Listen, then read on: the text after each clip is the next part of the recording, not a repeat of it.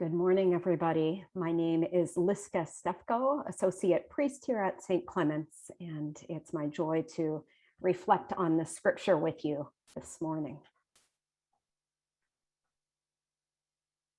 What Susan Reddick remembers about that Tuesday morning was the blue, blue sky. She doesn't remember her husband Dave leaving for the airport. She was asleep. She was 7 months pregnant and tired all the time. She remembers finding Dave's love notes on the kitchen table, a note he'd left for their 4-year-old son, wishing him a great first day of preschool. She called her husband on his cell phone at the airport at about 7:30 a.m. They chatted for a minute. He said, "Okay, love you, gotta go. They're boarding." Susan dropped their son off at preschool and headed to the supermarket. As she parked the car, she heard on the radio there had been a plane crash in New York. American Airlines, Flight 11. Immediately, she thought of her husband. She couldn't remember his flight number, but he wasn't going to New York. He was going to Los Angeles. So she told herself to forget about it and just do her shopping. Instead, she drove home, turned on the computer, and checked his itinerary. For Susan, that was the end of the before time. What Patty Quigley remembers about that morning was lying in bed while her husband Patrick ironed his pants and fretted about running late. She remembers taking his hand and saying, "Just relax, everything will be fine. You can breathe when you're on the plane." He kissed his wife goodbye. She got their 5-year-old ready for a neighbor to take her to school. Patty was on bed rest, 8 months pregnant. She sat on the couch and turned on the news. There was an accident in New York involving a plane. And the phone rang. A colleague of Patrick's in LA, asking what flight he was on. Was it American Airlines, Flight 11? No, she assured him, he was on United Flight 175. And then on the TV, Patty saw the second plane hit. For Patty, that was the end of the before time. For anyone who has lived the traumatic loss of a loved one, there's the before time, when everything was fine. Then there's the after time, when you know. And once you know, you can't unknow, and things are never the same. Today's gospel is a hinge in Mark's gospel. It marks the end of the before time. For the first 8 chapters of Mark's gospel, Jesus's public ministry has been unfolding in a series of miracles, casting out demons, healing the sick, feeding multitudes miraculously with just a few loaves and fishes. When Jesus called his disciples, they dropped what they were doing to follow him, because who wouldn't want to be a part of all that? But in today's gospel, we meet Jesus and his disciples at a crossroads as they approach Caesarea Philippi. This was a place where people came from all over and where all sorts of gods were worshipped. During the Hellenistic era, it was the site of a pagan temple dedicated to Pan, a goat-footed god of victory in battle and of desolate places. Under Roman rule in the time of Jesus, Caesarea Philippi was an administrative capital for that part of Herod's kingdom. So there, against the backdrop of pagan gods and imperial rule, we hear Jesus ask his disciples, "Who do people say that I am?" They answer, "Some say John the Baptist, some say Elijah, and still others, one of the prophets." Jesus turns the question to them. "Who do you say that I am?" "You're the Messiah," says Peter. Then Jesus goes on to teach them that he must undergo great suffering and be rejected by the elders, the chief priests, and the scribes, and be killed. And after 3 days, rise again. He said all of this quite openly. Peter must have been utterly bewildered. When he said Jesus was the Messiah, he surely was thinking about a figure of power and prestige. We don't hear it in Mark's version today, but in Matthew's version of this same encounter with Peter, Jesus calls him the rock of the church and hands him the keys to the kingdom. Peter knew Jesus as a hero. So it must have been completely beyond him to begin to fathom that Jesus could possibly suffer and die a horrible death. Perhaps even to imagine that he himself might meet a similar fate if he remains by Jesus's side. For Peter, it's the end of the before time. I want to pause for a moment just to notice that what Jesus is doing here is a courageous thing. He's talking about his own death with people who love him.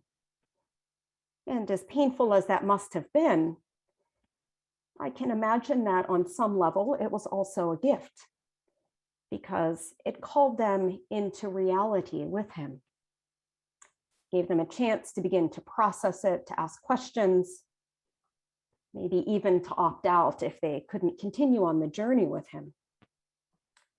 Now, this is the sort of conversation that most of us would do just about anything to avoid. We think we can somehow protect our loved ones by not talking about death, ours or theirs. And yet, what a precious gift it can be to be able to speak plainly with our loved ones about our death. It can be a call to maturity and a summons to authenticity. Back to Peter, we're told that Peter, whether in denial or even anticipatory grief, Peter takes Jesus aside and he rebukes him. But Jesus rebukes him right back. "Get behind me, Satan. What you're saying is not of God." Then Jesus calls the crowd around him and says, "If any want to become my followers, let them deny themselves, take up their cross, and follow me. For those who want to save their life will lose it. And those who lose their life for my sake and for the sake of the gospel will save it." And so Mark's gospel marks a shift in Jesus's ministry as Jesus leaves the before time, as he sets his face towards Jerusalem into the reality of his passion that lies ahead, toward the cross, toward the mystery that lies at the heart of our Christian faith. Save your life, lose it. Lose your life, save it. It's a paradox, this losing and saving. On the one hand, it doesn't make sense. And on the other hand, somewhere deep down, we know it to be true. Franciscan teacher Richard Rohr writes, "The mystery of the cross has the power to teach us that our suffering is not our own, and my life is not about me.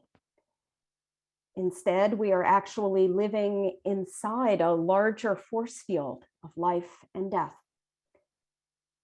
This is the gateway to compassion and thus redemption. Our suffering is not our own, and my life is not about me. This is the gateway to compassion." In the weeks and months after September 11th, 2001, as they stumbled into the reality of widowhood while parenting newborns and toddlers, Patty Quigley and Susan Reddick became fast friends and kindred spirits.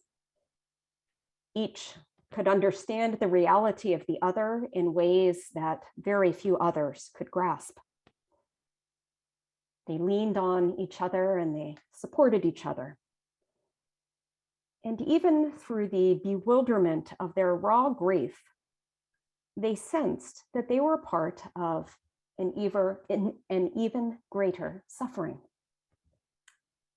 And while the public focus in the US shifted toward retribution in Afghanistan, these two grieving women were somehow able to grasp that on the other side of the world, there were widows with young children who had no way to support their families.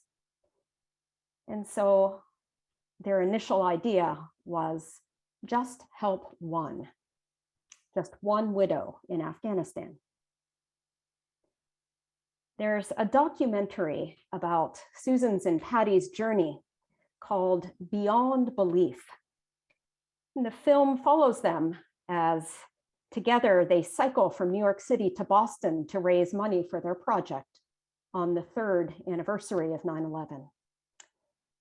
And as they begin to form partnerships with organizations already working to empower women in Afghanistan.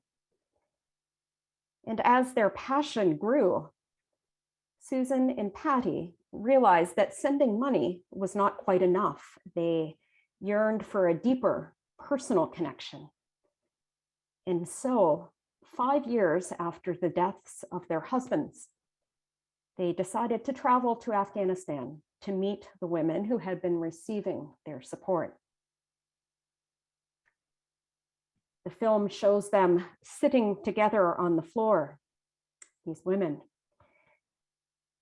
The Afghan women shared their stories. One says, "I lost 3 of my children to starvation. They went in the ground hungry." Another tells of a missile hitting her home. The ceiling fell, and in an instant, her husband was killed and their only daughter severely injured. The women gesture to an older woman in the room who does not speak. They say she lost 7 sons on the same day. The other women listen quietly, wiping at tears with their headscarves. And to Patty and to Susan, the Afghan women ask, "What was it like for you when your husbands died on September 11th? It must have been very difficult. We are so sorry for what happened to you. We know you. You are like us." The women tell them about the impact of their support. For example, the poultry incubators.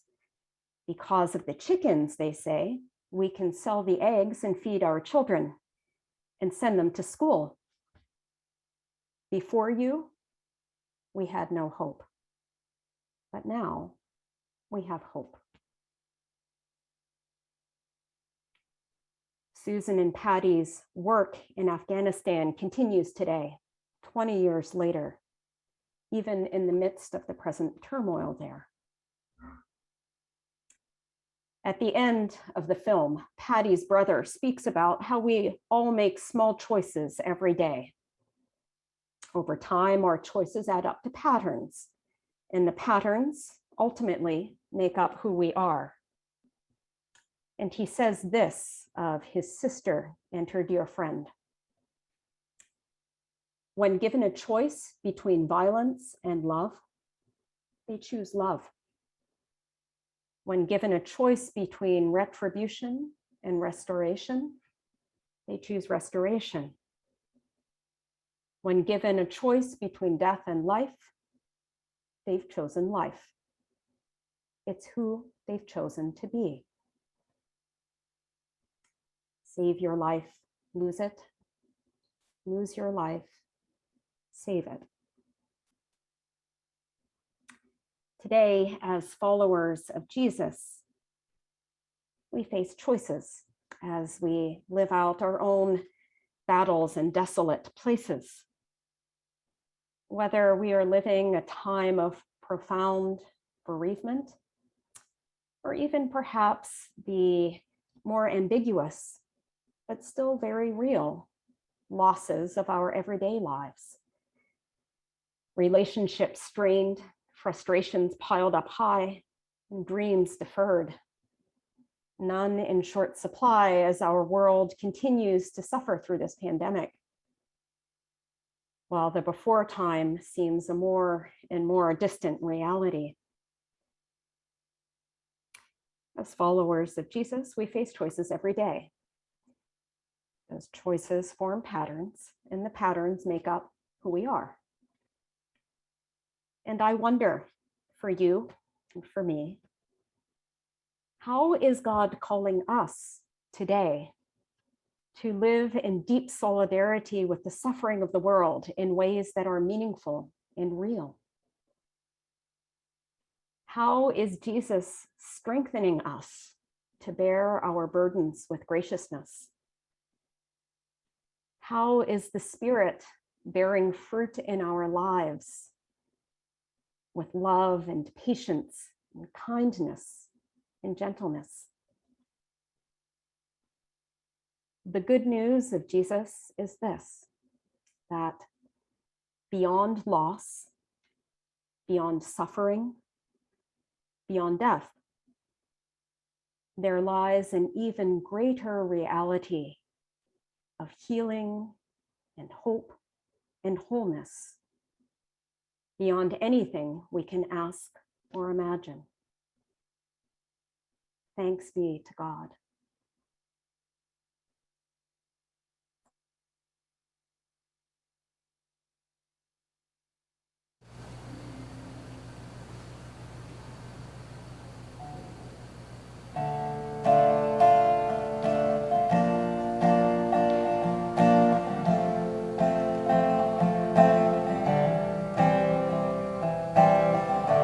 Where you go, I'll go. Where you stay, I'll stay.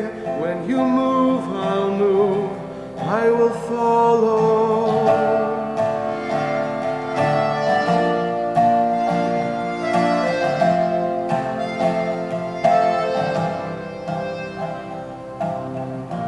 All your ways are good. All your ways are sure. I will trust in you alone, higher than my sight, high above my life. I will trust in you alone.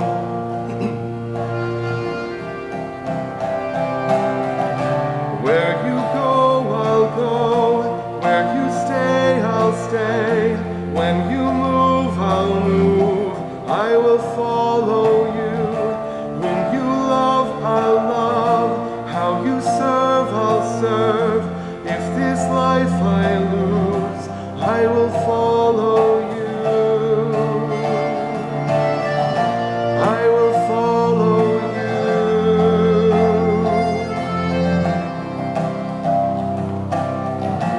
Light into the world, light into my life.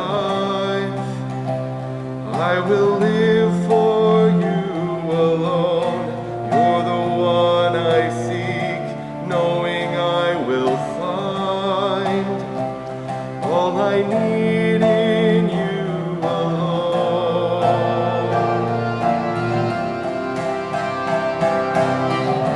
Where you go, I'll go. Where you stay, I'll stay. When you move, I'll move. I will follow you. Whom you love, I'll love. How you serve, I'll serve. If this life I lose, I will follow you. Yeah, I will follow you.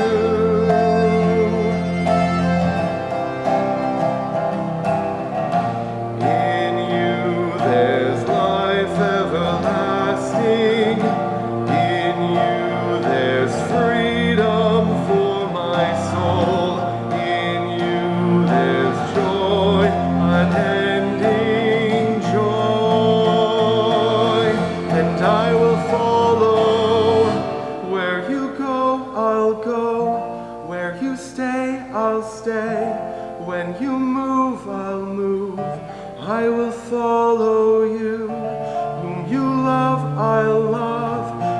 you serve, I'll serve. If this life I lose, I will follow. Where you go, I'll go. Where you stay, I'll stay. When you move, I'll move. I will follow.